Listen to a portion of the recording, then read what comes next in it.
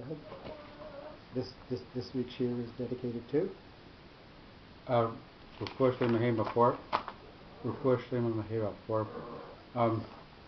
friend Harley Broder is joining us. Yay! Avram Yosef Ben Sar, Brian Ravik Avram Ben Esther, Ranald Hay Yosef Chaim Ben Sari Maiden, Rav Dover Shochet, Rav David Ben Sar Sasha, David Leibowitz, David Yonah Ben Sar Stessa, Ali Simon Elazar Ben Esther, Sue Ellen Goodman, Sarah Esther Bat Chen Rachel, Aliel Simon Ayel Shoshana Bat Liza Kasar. So we're continuing with our course on the Sefer Mareh Yaakov, and each week, each time we've done a shiur, we hope to bring in something from the Parshat what we read in the past week that will perhaps see if we can extrapolate the way a particular sentence or pasuk might have been interpreted based on its notes.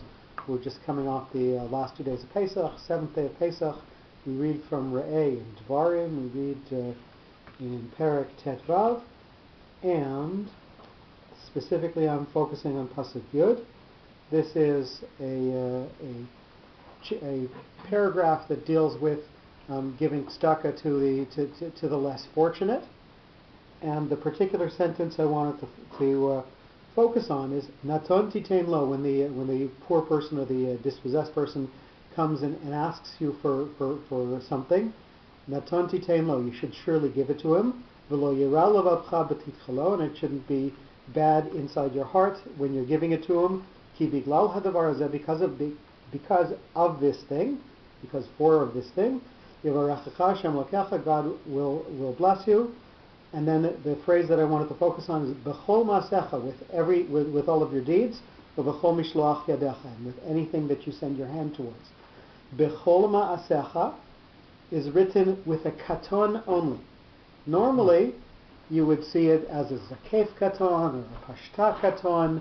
So this is an exception that it comes with a katon only. We only have a very few of those that come in Torah. We have a lot more of them that come in Nevi'im.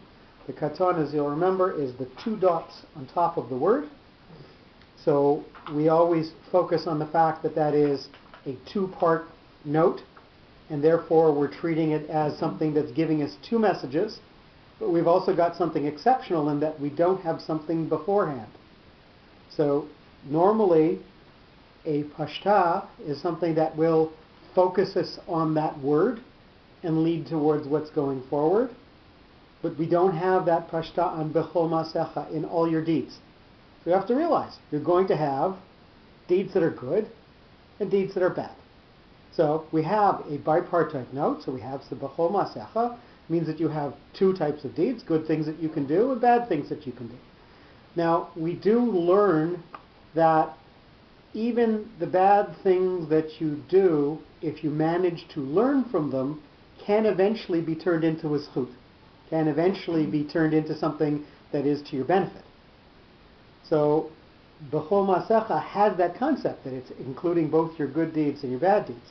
But by the way, we don't have the pashta on bechol, on in all. So we're not focusing on the fact that all of them, we're just focusing on the fact that it's going to be in all your deeds, the good ones and the bad ones, but don't do the bad ones.